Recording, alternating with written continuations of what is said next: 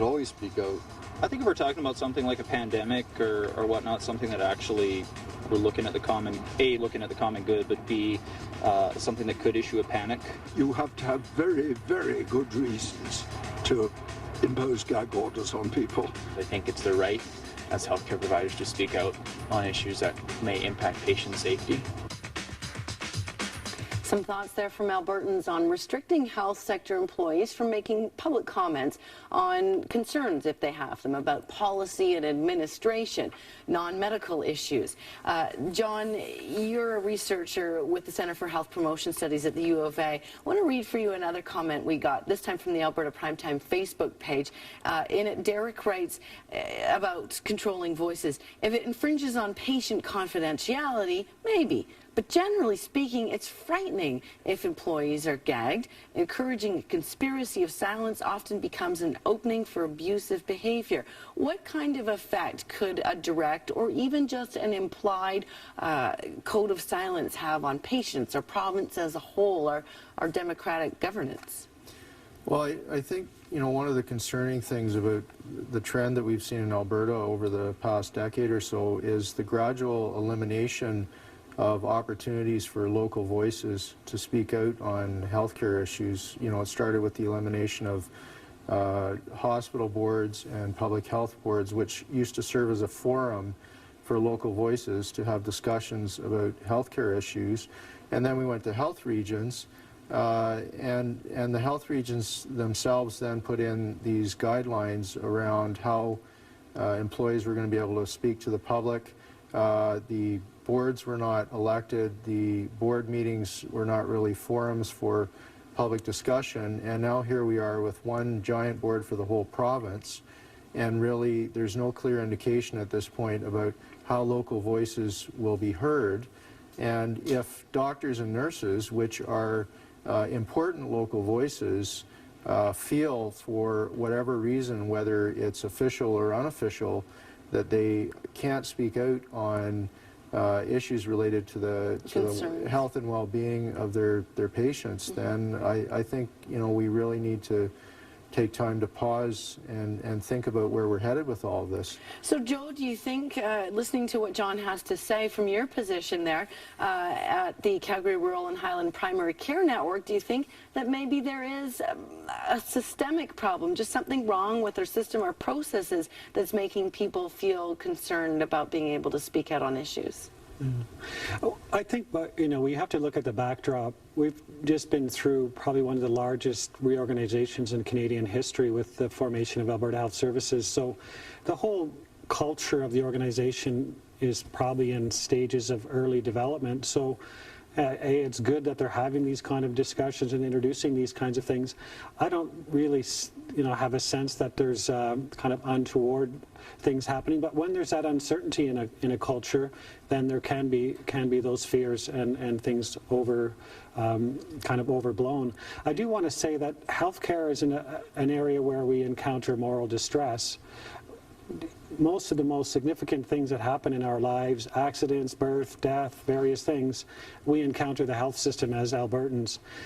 Those people deal with that every day, and they need to have a culture that supports transparency and openness, and that they have to be able to be free to speak at patients' best interest. But they shouldn't have a blank check to speak publicly, because there's other issues and considerations.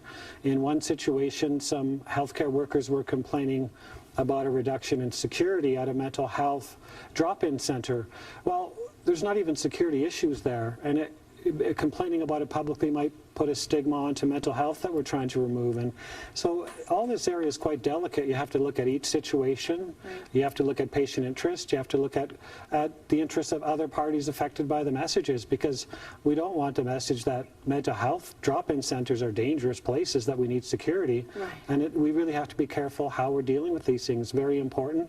I think as the culture emerges and gets stronger, you know, we'll be able to resolve some of these matters within Alberta Health Services. I'm not speaking for them, but it's something that we're in a lot of transition. But I always say we have to support our troops that are there every day, or even as we speak, in the ICUs, emergency rooms, and dealing with stressful issues, and we need to build a culture of safety around them. David Harrigan, sorry, go ahead, John. I agree with Joe that you know, we have or that health professionals have to use discretion when they decide when to speak out, but I think that there has been a general trend over the past decade to move away from providing opportunities for freedom of speech around healthcare issues, and we should be concerned about that. It can be confusing for the public, for the citizen in Alberta, because we've got MLAs crossing the floor saying they're not free to speak within government. So this is a different sort of an issue in healthcare. But David Harrigan with United Nurses of Alberta, I'm wondering if we can get your perspective. Should the rules differ for doctors compared to other healthcare workers, nurses, technicians, that kind of thing? If you address what Joe McGilvery has to say, then sure, you know, maybe there is some extra due care and concern that goes with who's saying what.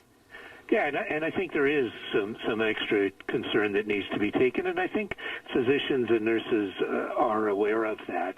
I think that there's a systemic problem, and the classic example, I think, is the Board of Alberta Health Services, whose primary principle is openness and transparency, demonstrates that by holding 3 days of closed-door meetings, then coming out for 1 hour pretending that the board meeting is just beginning.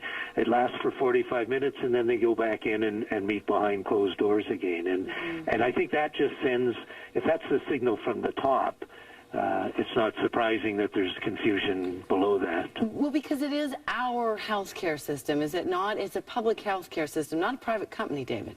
Yes, it is. On the other hand, any employer, you know, I mean, there has to be, any employer has to expect that if people have difficulty or concerns, they're going to raise it through the appropriate channels first. And we don't want people, every time there's a problem, you know, not trying to sort it out at the first level.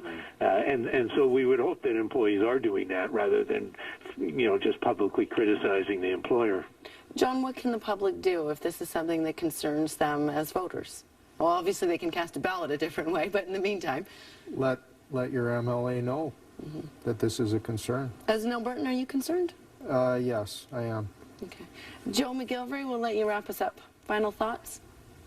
I'm not concerned about the future of healthcare. There's thousands of people that are incredible professionals across our system, and also those in leadership at Alberta Health Services, and I think that they're raising important issues, and we have work to do, and there's some uncertainties, but I think as we go forward, I'm quite optimistic that because of the caliber of the people that we have, and the bottom line is that a professional, they don't have a choice not to talk if patient interest is of concern.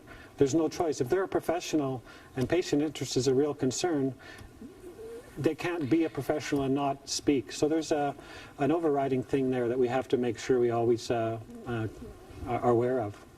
And we would mention again, we have folks like the head of the Tom Baker Centre in Calgary that did feel he couldn't speak, and I suppose he did live up to that measure of professionalism by letting the media know. And there are other examples. We'll continue to watch this story. We want to thank all of our guests tonight for their opinions. Joe McGilvery with the Calgary Rural Primary Care Network, David Harrigan from the United Nurses of Alberta, and the University of Alberta's John Church. Thank you so much. Great discussion this evening. Great to be here. Thank you. Your comments are next in tonight's Primetime Interactive. Plus, footing the bill for saving lives in the snow.